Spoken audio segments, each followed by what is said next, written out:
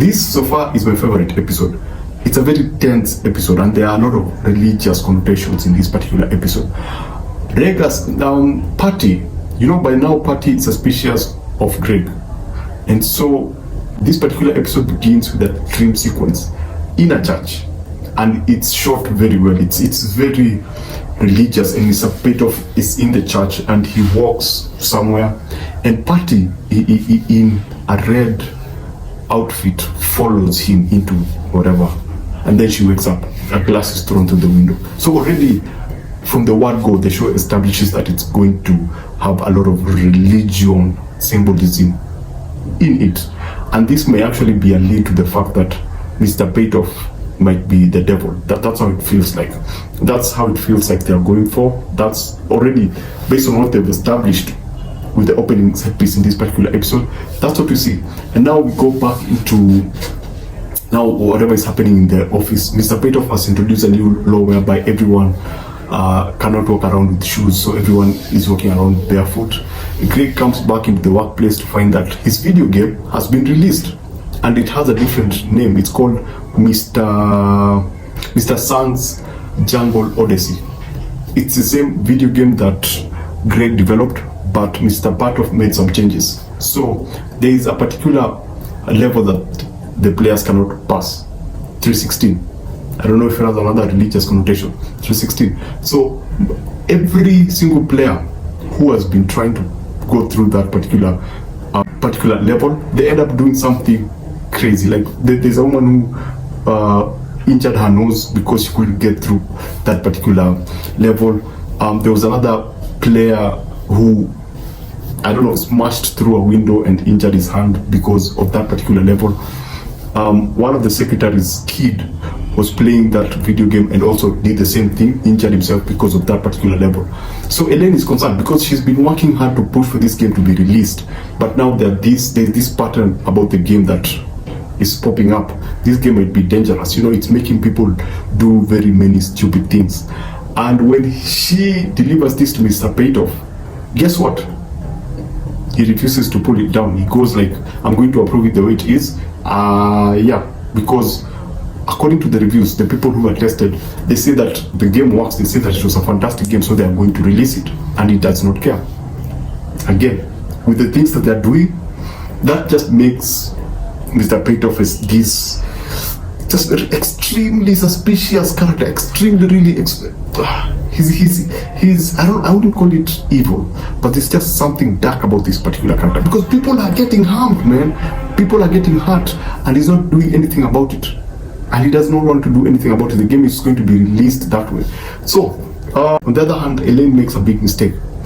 She has to show how the testing audiences reacted to the particular game. So she has all this data that she presents to Mr. Patoff. Now she presents it on her laptop, right? And she leaves the laptop with Mr. Patoff. And she goes back to her office. And there they get to meet with Greg. Now what she forgets is that there were cameras installed in the office, right? And the only way to view them was through the laptop.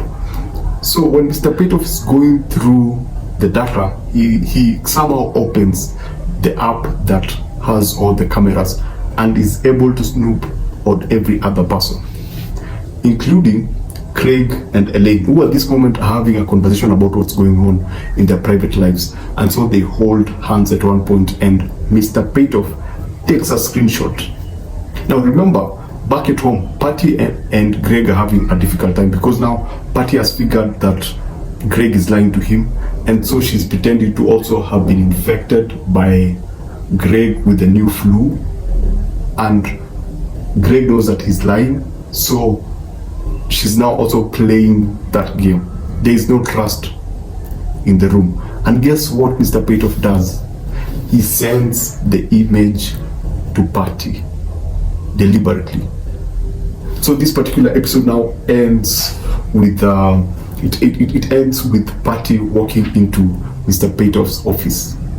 With what? With the red dress from the from the opening scene.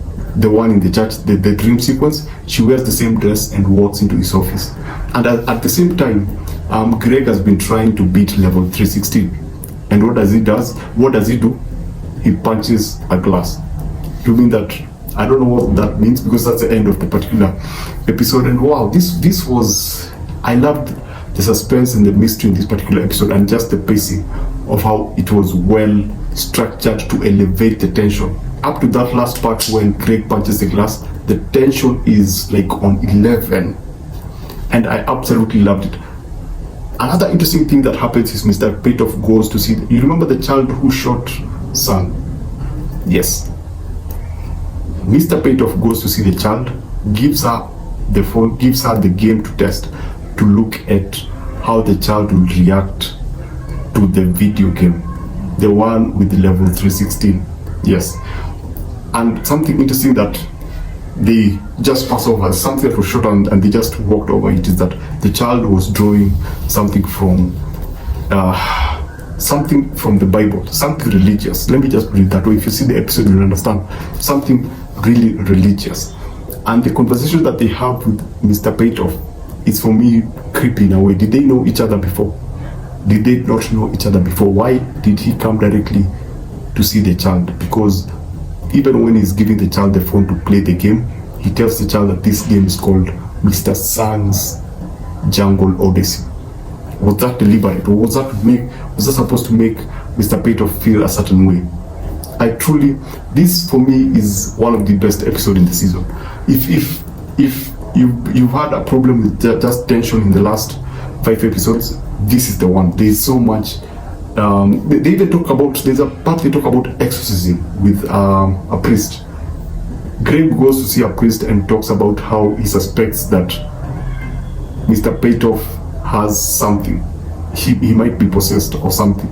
There was something creepy about him, and he was asking the priest if he performs exorcism so that they can try to renew Mr. Patoff. It's just intriguing how, and it doesn't feel boring, and how it was shot in such a way that it just makes you feel uncomfortable. The cinematography is awesome, let's be clear, especially with Elaine when she walks into a new office. There's a very a take on red and white. There's a red and white theme that's going on in our office. I don't know what that is meant to. I don't know if the director's meant to use that to communicate something, or I don't know if that was an accidental, just nice set. But there was a lot of strong that in particular. And then the red dress. What does it mean? Is she going to die? Is Patty going to die? This is like, we are almost there. We are like 2 episodes down. We only have like 2 more episodes. So are we going to see Mr. Patoff? Am I setting myself up for failure? Because I expect them to do something with me. Based on what they've established, Mr. Patoff, Regus Patoff, cannot be just any other ordinary consultant who comes in and is so efficiently with what he does that at the end of the day he walks away like a hero. There has to be something, because that's what they've been selling to us. That's what the producers and the directors have been selling to us, that there's something absolutely religious about this character.